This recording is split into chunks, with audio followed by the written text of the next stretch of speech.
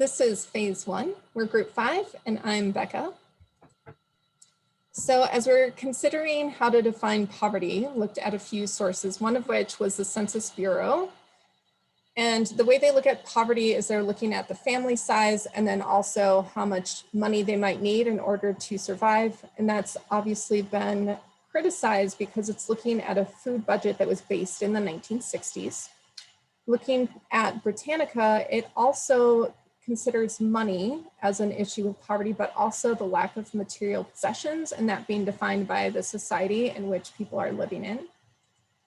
And then Gorski is discussing the lack of access to a variety of things impacting people that are in poverty. So having unstable housing, food insecurity. So taking all those together, we view poverty as a framework or system that continues the lack of finances, the lack of essential needs, the lack of access, and then insecurity in food, housing, time, and healthcare. So when we think of the history of poverty and education, I wanted to go back to the beginning. So at the very beginning, before there was no public schools, only the people with money actually had access to education, and it was primarily white families. Then we had the American Revolution, where Horace Mann and a bunch of our leaders decided that we need to educate our citizens so that they're savvy, that they can participate in politics, and that they would be able to do math, reading, and writing. And they thought it would help our nation and our democracy. Then we had the 19th century, where the thought is that not only do we need to educate everyone, it's also going to eradicate poverty or eliminate it, crime, and other social problems. So we need to educate everybody. But then this is also the time of the Jim Crow era, of the Jim Crow laws, where there was segregation. So obviously, kids going to school were only the privileged white children that were in cities. So no kids in rural areas. And then children that were, Black or any other immigrant or indigenous children weren't really treated the same. And so they weren't getting the same education. And then that led us into the 20th century and World War II, where our nation started providing breakfasts and lunches for families that were low income, because they were realizing that there are a lot of children in poverty and that they weren't getting the services that they need. And then we saw the extension of more public schools across our nation. And again, a lot of the public schools started in the northeastern states. So when we think about history of poverty, there's a high rate of poverty for children. There's 20% that live in poverty, according to an article from 2015. And then another 51% have free and reduced lunch. So we think about the housing area that people lived in. So there's a lot of discrimination. Different people could only live in certain areas. So our African-American families could only live in certain areas. So then that consolidated and caused the people with low income to be in the same area.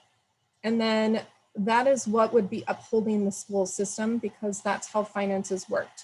So according to the National Center for Education Statistics, 47% of a school's money comes from the state, 45% comes from just the local area, and only 8% comes from her federal government. So if you're living in an area that doesn't have a lot of money, the schools are not going to have a lot of money, and therefore are going to struggle and need a lot of extra supports outside of what the school can already provide. And then when you think of our children that are in poverty, which our focus is pre-kinder through our elementary age, those children are the ones that are experiencing high poverty, and actually children under the age of 5 experience the highest poverty rate. So that impacts them and their ability to go to preschool, which then sets them behind for kindergarten. And then they will tend to perform below their peers academically, which then can lead to problems with the criminal justice system. They have a higher rate of dropout, and they're less likely to graduate. And now we're going to watch a documentary that talks about this. That the kids who have the most advantages have the highest test scores, and the kids with the least have the lowest test scores. If you tell me for a given school how many kids are on free or reduced lunch, how many kids have 2 parents at home, what kind of cars they drive, if they drive, and so on, I can predict with chilling accuracy what the average test score is going to be. If we know that family income is driving the test scores, these are not tests of intelligence. And if we say race and socioeconomic status impact the test scores, then maybe these aren't tests of intelligence. These are tests of other factors that we don't wish to acknowledge. In the 50th year of Brown versus the Board of Education, it is tragic, but we still have segregation. The segregation is that our poorer schools with higher need get less, and they're expected to perform at the same level with less resources going in. If you truly want No Child Left Behind, then there has to be equity. We have actually one of the most inequitable school systems in the world, certainly in the industrialized world. We have wide disparities in the funding that goes to schools. And so we have schools that are outfitted like the Taj Mahal in some wealthy suburbs. And then we have schools that lack paper and books, have crumbling facilities, have no art or music or libraries. Dreadful conditions, third world conditions in many of our schools. And then we have an accountability system that says everybody reach the same goals, despite those profound inequalities. Instead of blaming teachers and administrators and curriculum, why don't we look poverty in the eye and say that's the major problem for America? And if you need any more proof of that, all you have to do is look at the international tests. The PISA test is an international test where results of natural science, mathematics, and literacy is compared between different countries. What I think is frightening is that the politicians, of course, they look at the tests and the result will shape their view of education. And that's the only thing that they focus on. You know, obviously where the competition is now, it's not in our districts or in our states. Our competition is not even just in the country. It's India and South Korea and China and Singapore, and that's what we have to be preparing our students for. The first thing to understand about high-achieving countries is that they have very little child poverty. Finland has 4% or so of its kids in poverty. We have 24% or so of our kids in poverty. If you adjust, here's Finland on the international test. Here's the US on the international test. If you run a statistical equation in which you give Finland our rate of poverty, and you take for the US Finland's rate of poverty, the scores go just like this.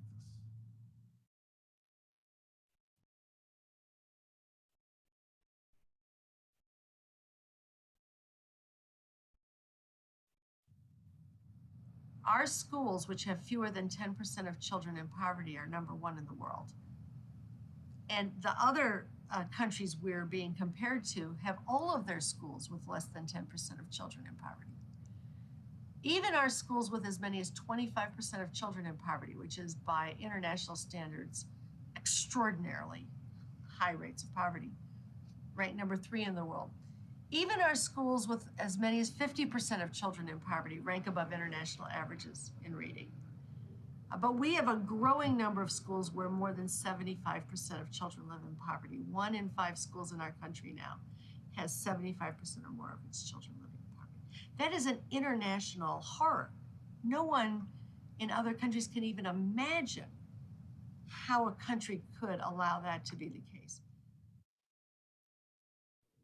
That the kids who have the most. I'm Kat, and next we're going to talk about how does schooling and education actually perpetuate those obstacles and problems that kids and families experiencing poverty have. And as Gorski states, yeah, there's some misperceivers in well-intentioned people. So teachers that are doing the best they can might sit around a meeting table like this, and from their perception, they're saying, you know, that parent never comes to meetings. They just don't care about education. And then they're looking at children and thinking, well, their parents aren't teaching them at home. They're not getting them prepared for school. They're hard to reach and they're not communicating. Could be they're using drugs. You know, maybe there are things that aren't stated outright, but it's misperceptions that are happening because parents aren't always able to access school in the same way when they're experiencing poverty. Next slide, please. Oh, I do want to mention too that the misperceivers are based on the 5 stereotypes. So that Gorski identifies as parents don't value education, that they believe people in poverty are lazy, that there's substance abuse and addiction, and linguistic differences and poor communication is also to blame, as well as inadequate parenting. So when you look at that and you're saying, well, how does the school system address that? When they're thinking about that, they're using this deficit ideology. It's blaming the victim as being culpable in their economic situation. So it's up to them to improve their situation. It's also that students, you know, especially older students too, take on these personification of these, that they're lacking in ethical, spiritual, dispositional qualities that are negative, you know, so they're not having those that carry them forward and make them better members in the community. It also accepts those societal views that they're not motivated and they don't value education, when actually Gorski states facts that that's not the truth. That most often families living in poverty, the parents are very much pro-education and want their children to learn. There's a monolithic perspective that there's a singular mindset or culture of poverty. And Gorski is trying to disprove that, although it's inset in our society. And most of the time we accept pieces or threads of that continually, and it shapes our perspective.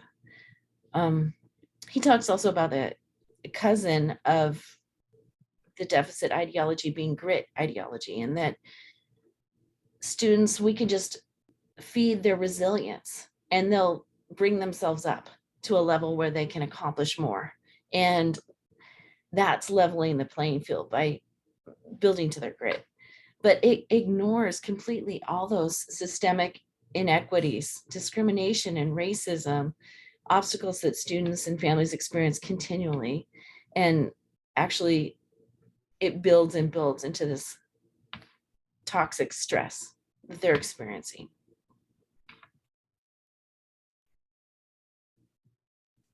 All right, so some of the researchers and scholars that we wanted to look more closely at include Annie Lowry, and she's an important figure. She's a journalist who writes on economic policies. And she's important because she is a proponent of universal basic income. And so looking at structural change that we can implement across the country to really provide needed assistance in the form of money to families. And there's an animated video link included in our slides to look at more about how that would look. And then the next scholar is, of course, Paul Gorski. And he just provides an incredible reference list for us to pull from different fields, especially as we're focusing on, you know, preschool to 5th grade school age kids, and looking more closely at rural students and how poverty impacts them. And so he's just a central figure to this class and also to the work that we're going to be doing. And then we also included just some practitioners in the field and the work that they're doing. One is a superintendent, and she has implemented transformational change by creating a lot of community resources for the schools and like making the school a community hub for families. And then also, when we're looking at early education, sometimes students are misidentified because of poverty as having a learning disability. You know, when they're not demonstrating enough grit, or maybe there's some deficits. And so rather than looking at the actual underlying issue, we want to label them as something that speaks to maybe just a lack of understanding about how poverty impacts students. And so that really wraps up our presentation. And thank you for watching.